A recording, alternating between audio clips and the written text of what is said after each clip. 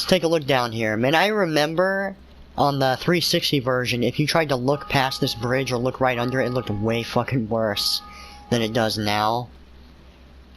Although some of the trees, wow, look at how flat that tree is. Don't pay attention to it, Bootie. Stop looking at it. Fair enough, fair enough. And there's our destination.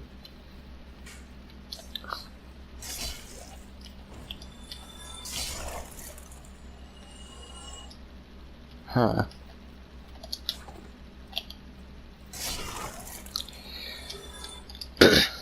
Oh, that's a pretty rare drop for them to just drop Titanite shards. And, I think I killed him, right? Yeah.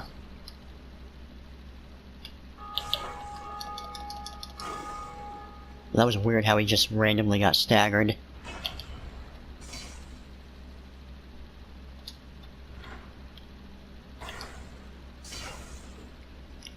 You can parry this guy, but you can't get off a riposte or crit, so it doesn't matter.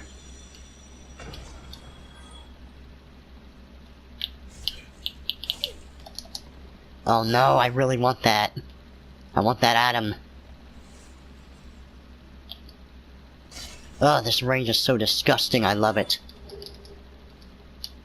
We got some cool items, though, that I won't be using. Some gear.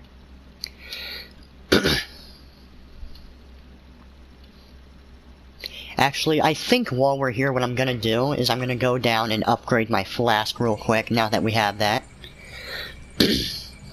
So yeah, Shadows Die Twice is gonna come out tomorrow, officially.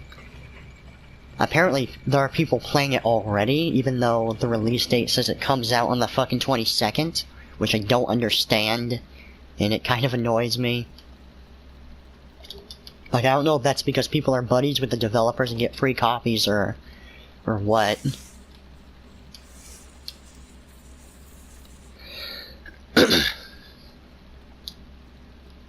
So yeah, let's try to talk a little bit about Shadows Die Twice. I can rest real quick. So, I don't know too much about the gameplay differences. All I really know is it kind of looks like Bloodborne, where it's more about dodging than it is about using shields. I'm not even sure if there's gonna be a shield, but I guess I'll wait and see. There are a couple things that I hope they do for Shadows Die Twice. For example, first of all, I really want the Dark Souls 1 kind of level design to come back. Like, they've done a little bit of touches in Bloodborne and Dark Souls 3, as I've mentioned before. But I wanted to just go balls to the wall, just balls fucking deep into that old level design, that old world design. So that's my first wish. Second wish, honestly, like, I really want them to tone down the fucking Dark Souls and Demon Souls references. Like, it goes without saying there's gonna be a reference here and there, but, like, I just really hate how, like, Dark Souls 3 and Bloodborne and Dark Souls 2 just kind of turn it all into a fucking meme. Like, oh, this is Dark Souls, so you gotta have patches. And you don't wanna... I think I can do a jumping attack, and he can't parry that.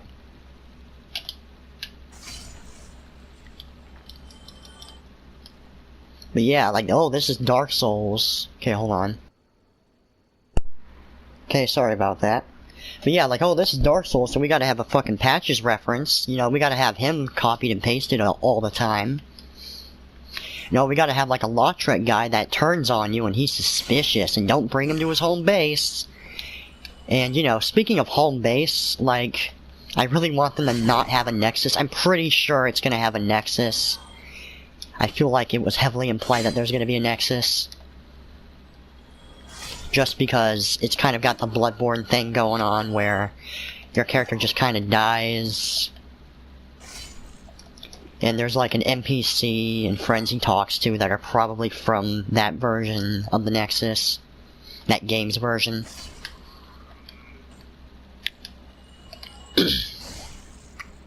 Like I said earlier, I think that Dark Souls 1 system of making you save progress and level up at bonfires is by far the best system in the series. And it's just convenient, you know, you don't have to sit through fucking 2 loading screens every single time that you want to level up. And the other thing about the Nexus is it's like, yeah, it was cool for Demon Souls, but, like, the fact that all of the new games keep trying to do the Nexus over and over, like, that's part of the reason why they don't have to do Dark Souls 1 style level design. Because, obviously, it wouldn't really, you know, it wouldn't work very well with the Nexus design, too. It's basically at odds with each other.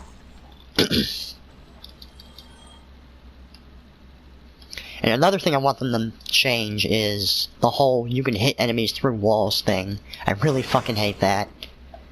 Like, I can accept that for an explosion or a spell to an extent, if it's like an explosive spell. But I hate how you can just hit people through walls, and it's like, yeah, it can benefit the player, but the enemy can do it too, and... What the fuck? I thought I turned off the offline, and it actually won't let me quit. Oh fuck. Aw, man. And I will... Oh, no! Oh, no, I have to... Oh, shit, I shouldn't have opened that, because now I'm gonna fucking die. Because I need to kill him, like, immediately. This is actually my big strategy.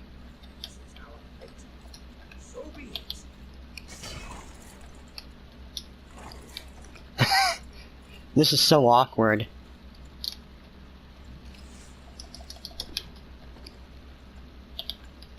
And, like, I'm lagging like a motherfucker, too. Oh, yes. I'm surprised I didn't get one-shotted, but of course, that's the first thing that fucking happens. Oh, no. Come on, let me kill Lautrec, you motherfucker. At least he's not gonna zone out after I die, probably. And even if he does, I'll just kill him at Firelink. Please don't die. Okay.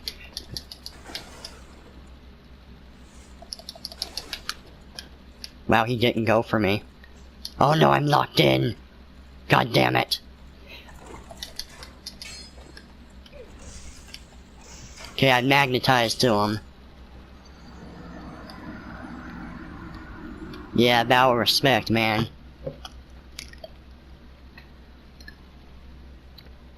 I guess, like...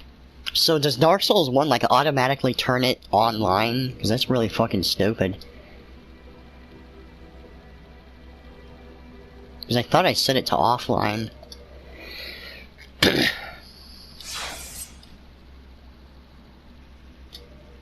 Okay, now it's offline. I should have double checked that before I started.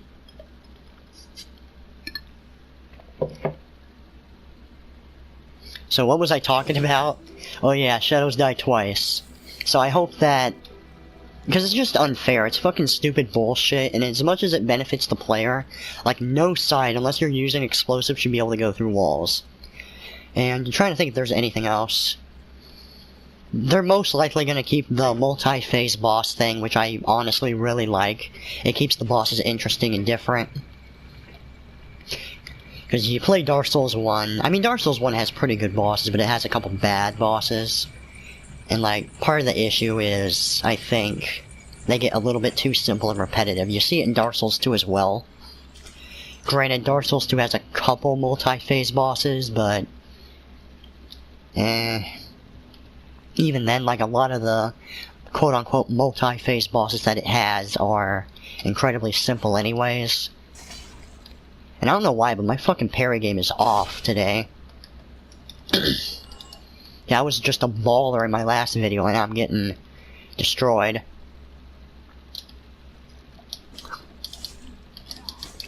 Oh no! This is awkward. Okay, I can drop. Wait, no, I can't. Oh fuck. Oh no! Quickly, climb for your life! Okay, camp them at the ladder like a faggot. That is an absurd amount of them.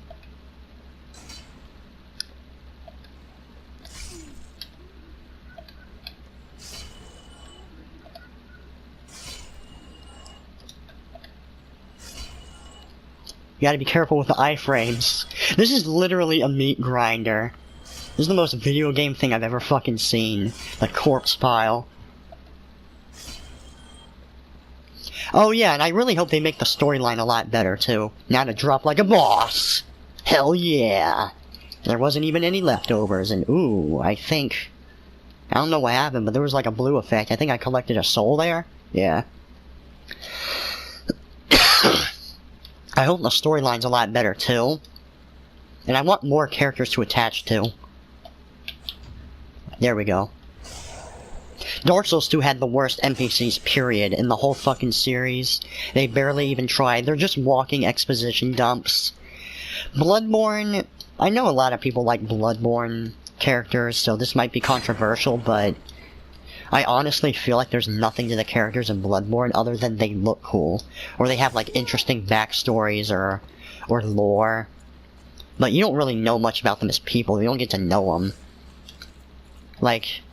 I mean, I guess the setup of Dark Souls doesn't really make for the best setup for character development. But then again, you look at Dark Souls 1, you got something like Siegmeyer. Dark Souls 3 is probably like the second best for characters. Oh no!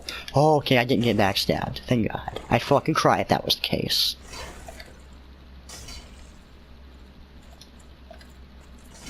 This guy's rolling like a motherfucker. Can I parry him? Yes! I'm a god, bitches. Whoa. Oh yeah, I forgot he had that ring on. Cause you're a fucking pleb and I got the best weapon in the game. Suck my ass. Now I'm gonna put this shit on. And like, you always want to do that if you want to make the game easier on yourself, because he's just gonna fuck you over. Obviously for killing the Firekeeper, but you get that item too. It's a little bit scummy and cheesy. It's gonna make the game a little bit easier, but... Fuck it, I'm fucking naked, so suck my ass. Okay, look at my blue ass, suck it, man.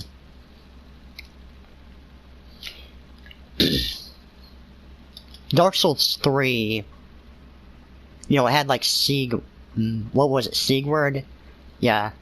I really hate the fact that, like, Sigurd and Siegmeyer are a thing. Like, do you really need to use the same fucking names? Or, like, the same start of the name?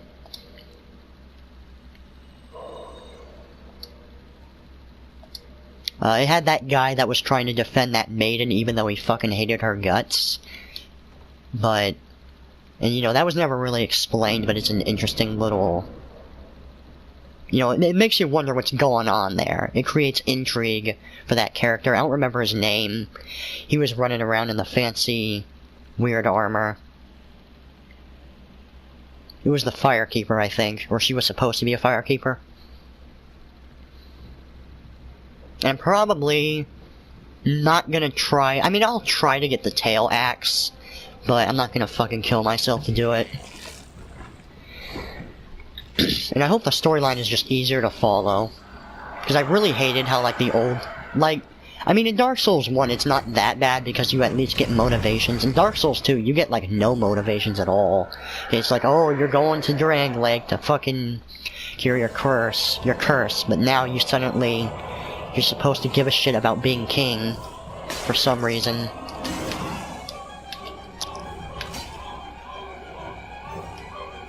And I forgot to put on my pine resin.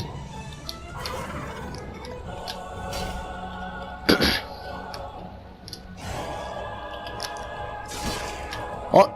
I feel like we're pretty close already. Like, yeah, I really enjoy the subtlety in the other games. I think I have time to play this. Okay, sort of. Not for free, but I can. Oh no! Okay, I gotta put on my fucking game face, I gotta focus.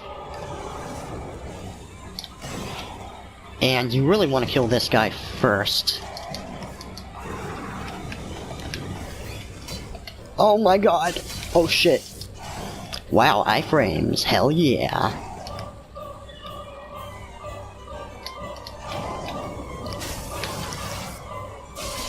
Ooh. And now I pretty much just won the fight. Ooh, I got a gargoyle helm. Cool. And that's the boss. I imagine the lore is still going to be pretty deep. Bloodborne had pretty good lore, too. Although Bloodborne, you have no idea what the fuck is going on from the beginning all the way to the end of the game. You have to fucking look up story analysis videos just to get a simple idea. Like in Dark Souls 1, you get basic motivations for the story and why you're doing what you're doing. And you look up lore videos for, like, more context, or, like, a deeper understanding of what's going on. Because it's not super clear unless you're paying an absurd amount of attention to the game.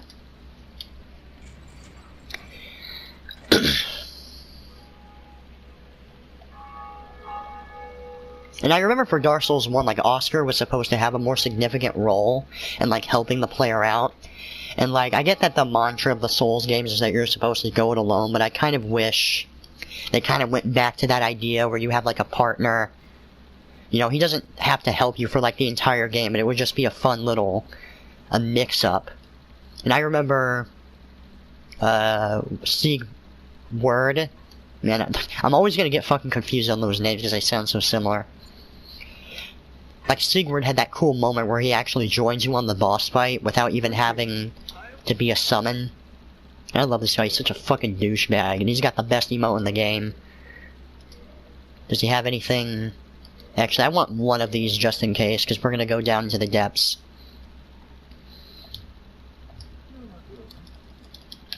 And his laugh is amazing. Hold on. What was the... Okay, yeah, there's the button. Well, what is it? Okay? Become giant. Giant. I've actually never done that build before. I probably should one of these days. Just for shits and giggles. If you guys have anything that you really want out of Shadows Die Twice, you can talk about it too. Oh yeah, there's another thing. Now, this is really tricky, so I don't know if this is actually feasible or possible, but another thing I want them to do is try to fix the leveling system. And when I say that, I mean basically over-leveling, or like making your character too strong for an area. This is awkward.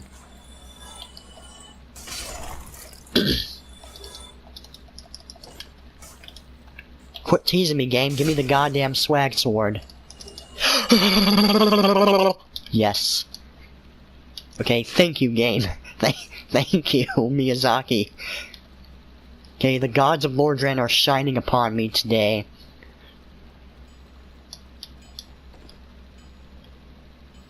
But yeah, like, I'm the kind of person, when I play an RPG, especially something like Dark Souls, like, I'm always looking to make myself stronger. Like, I don't really farm. I never farm. At least, I never farm levels in particular. I might farm for materials for, like, a certain sword. But that's it. And, yeah. I don't like how you can kind of just accidentally trivialize some areas just by casually leveling up, depending on, like, how much you level up. If you're, like, really good at retaining your souls, or you're making a point to kill all the enemies when you die or respawn or whatever, and you're saving your souls, you know, from the fucking green blood. This has beast scaling. I'm probably not gonna really use this. Actually, I've never actually used the swag sword, so I don't know if that's actually the name that the community gives it. I fucking heard that listening to two best friends play it, honestly. And this will help us with the S-Stock, too. Let's take a look at that moveset. I imagine it's like the S-Stock. Oh, it's actually more like a straight sword. It's exactly like the fucking straight sword. And that poke is going to be very, very useful in tight places.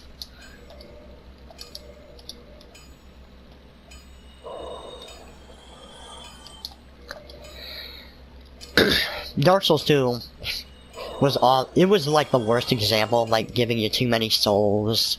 And you can use like bonfire aesthetics to farm levels. But like in Dark Souls 2, you don't even have to put in effort to like farm souls. You just play the game normally and there you go. and you, like, have to join the fucking Champion Covenant just to keep the game hard. Otherwise, like, you end up trivializing it so much that the game just turns into a huge fucking meme.